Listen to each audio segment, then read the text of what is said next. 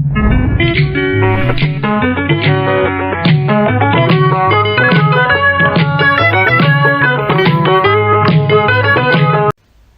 1884, representatives for the colonial powers of Europe gathered in Berlin at the invitation of Otto von Bismarck to partition Africa amongst themselves. 2 decades later, 90% of Africa was under European control, the only 2 exceptions being Ethiopia and Liberia. The results of the Berlin Conference we already know, and here they are. But the primary question of this video is not what did they get, but rather what did they want. And so in this video I will go through the 14 attendants of the conference and answer these questions through the power of maps. Otto von Bismarck, the first Chancellor of Germany, organized and hosted the conference, so that's where we'll start. The surprising truth is that Bismarck didn't even want colonies to begin with, but reluctantly built his colonial empire when it was demanded by both the elite and the people. And so he used his diplomatic skills to get the colonial powers to partition Africa without bloodshed. Without European blood, that is. The Africans bled plenty, but that wasn't really a problem to the Europeans. Such were the times. Germany had only recently united and had very little experience with establishing colonies, but colonies were totally in that year, and so colonies had to be acquired. The initial idea was to build a great African empire which would connect Cameroon through the Congo to East Africa. The problem was that lots of other countries wanted the resource-rich Congo as well, and so Germany had to give that up. Borders were drawn with France in Central Africa, laying the foundation for what would become Cameroon, and in the east, the Sultanate of Zanzibar was partitioned with the British. Germany also acquired Southwest Africa, which was the only colony that Germans populated in great numbers. The Caprivi Strip was added later so that they could access the Zambezi River, which led to the Indian Ocean. The final colony Germany acquired was Togoland in West Africa. Following their defeat in the Great War, Germany lost all of their colonies, but they would return to Africa in the Second World War, fighting alongside the Italians in the North African campaign until 1943. The British aimed to connect the Cape Colony in the south to Egypt in the north. This directly opposed the French, German and Portuguese plans, all of whom wanted to form colonies stretching from west to east. The Portuguese were forced to give up their claims following a British ultimatum, ceding what today is Zambia, Zimbabwe and Malawi. In the north, a French expedition from the Congo entered disputed lands in modern-day South Sudan and were intercepted by an Anglo-Egyptian force 10 times their size. This event, known as the Fashoda Incident, nearly started a war between Britain and France, but was eventually resolved, and the French were forced to give up their trans-African goals as well. Still, the British Cape to Cairo plans failed as Germany secured their East African colony, cutting off Rhodesia from British East Africa. For a time, the British tried to acquire East Congo instead, but Germany would not allow it, and the lands were given to Belgium instead. Britain also had ambitions for colonies in West Africa.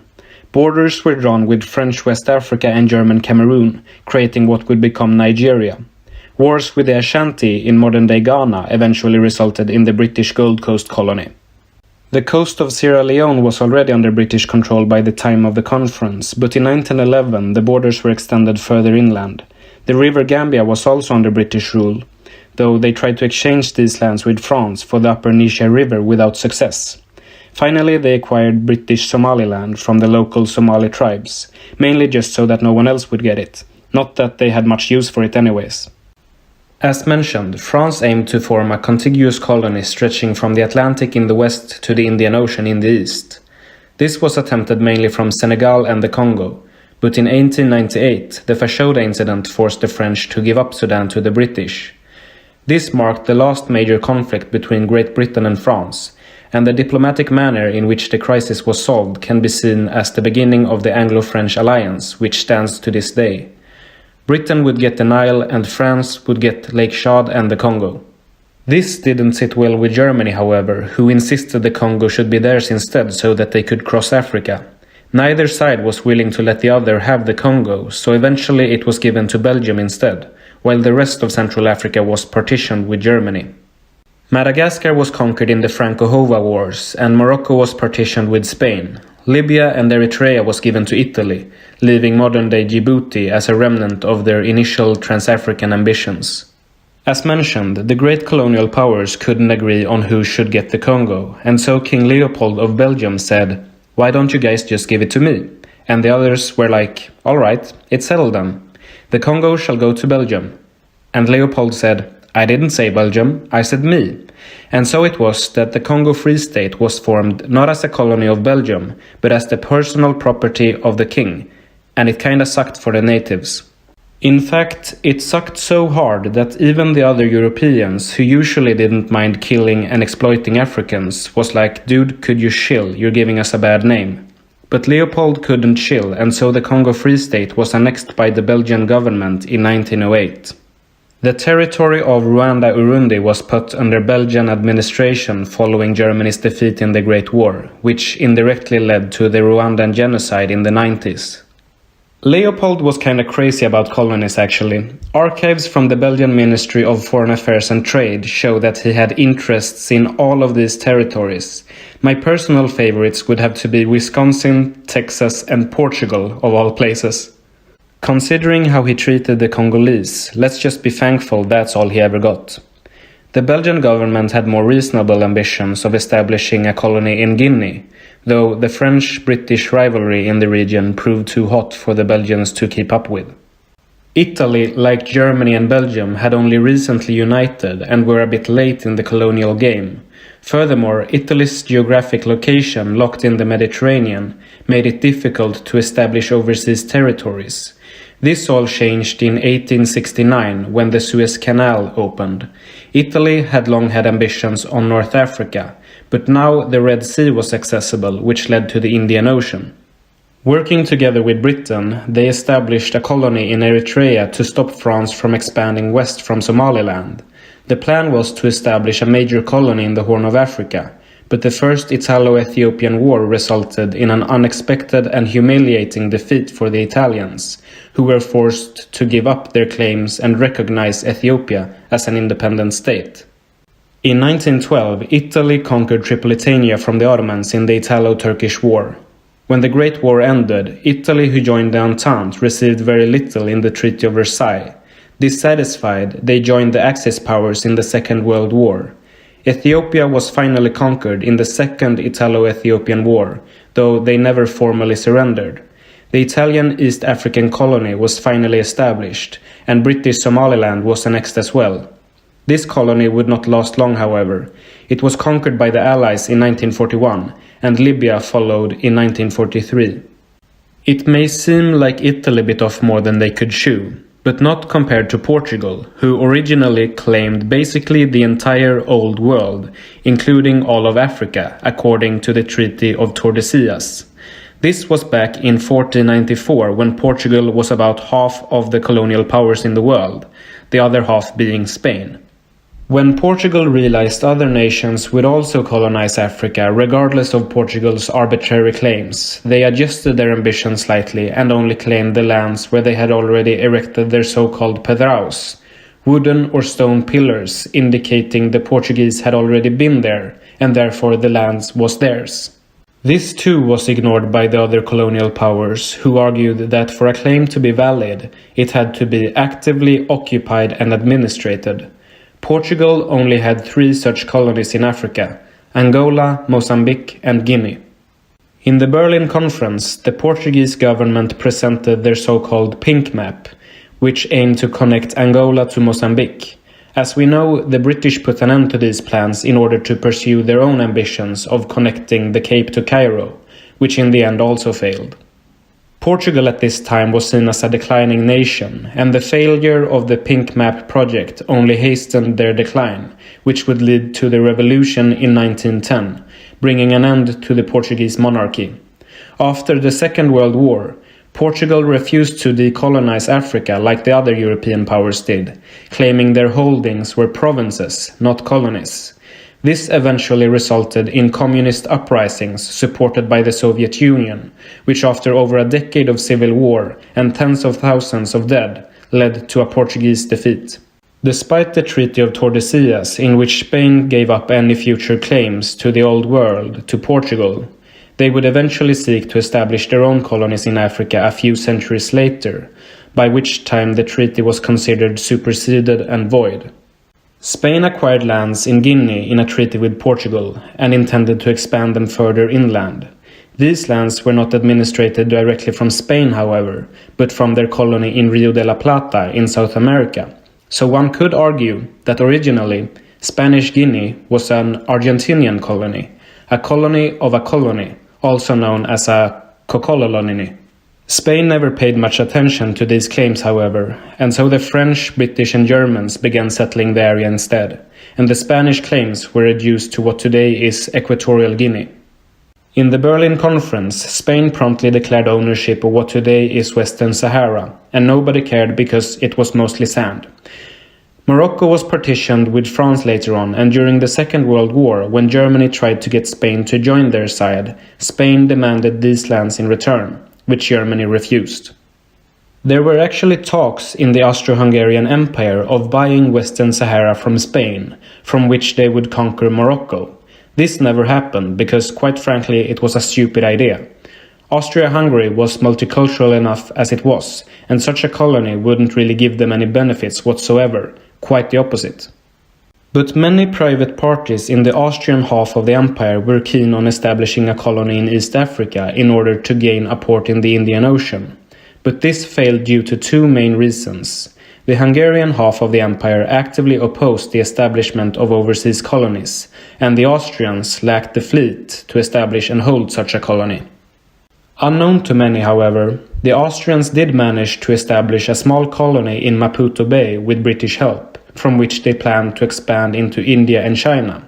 For a few short years, the colony thrived economically until it contracted malaria and was taken over by the Portuguese, thus ending Austria's short colonial history in Africa.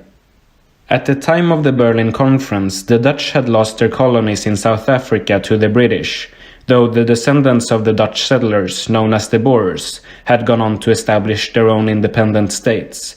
It would be fair to assume the Netherlands had ambitions of reclaiming these lands for themselves. Other than that, the Dutch had several minor trading posts along the Atlantic coast from Western Sahara to Angola. If these trading posts became colonies, I'd imagine the map would look something like this, but that's just me speculating. The Russians made attempts to colonize Africa too, despite their geographic location, which made Africa far less accessible than to the Western Europeans. Instead of expanding west like the rest of the colonial powers at the time, the Russians went east towards the Pacific, colonizing Siberia and even settling as far as California and Hawaii. And so, as a fellow European colonial empire, they were given a seat in the Berlin Conference. The purpose of their attendance was not to secure colonies, however, but rather trade deals and to spread the Orthodox faith. But as mentioned, the Russians did try to establish actual colonies in Africa prior to the Berlin Conference. The first attempt was launched by Peter the Great, who wanted to colonize Madagascar, though this failed mainly due to lack of knowledge of the land and lack of funds to sustain their presence. The second attempt was made by the Russian adventurer Nikolai Ashenov, who together with 165 Cossacks established a small colony in Sagalo, modern-day Djibouti, which he named New Moscow. The plan was to establish good relations with the Orthodox Ethiopians and to expand to control the entire Horn of Africa. When the French, who had already claimed these lands, demanded an explanation, the Russian government distanced themselves from Ashenov. Following a French attack, Ashenov surrendered and thus ended the Russian colony in Africa. The United Kingdoms of Sweden and Norway were also invited to the Berlin Conference for similar reasons to that of Russia's. Sweden had previously established a colony along the Gold Coast in modern-day Ghana by the name of Cabo Corso, though these lands were seized by Denmark later on.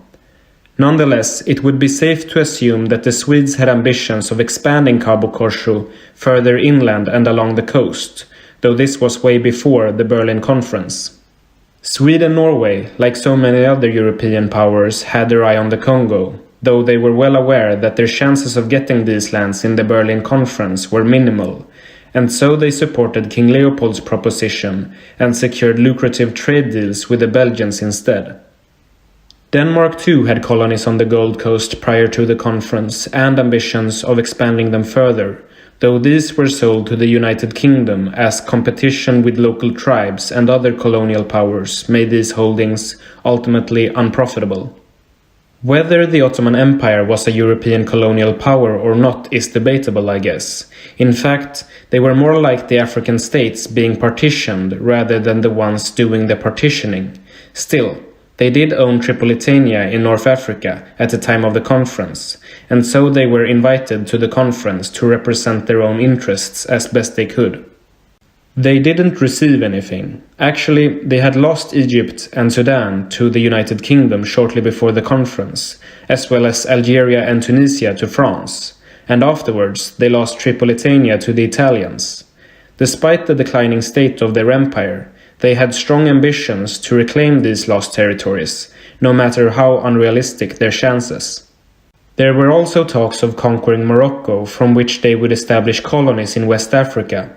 None of this ever happened, of course, and a few decades later the Ottoman Empire collapsed after the Great War, leading to further partitioning of the remaining holdings in the Middle East.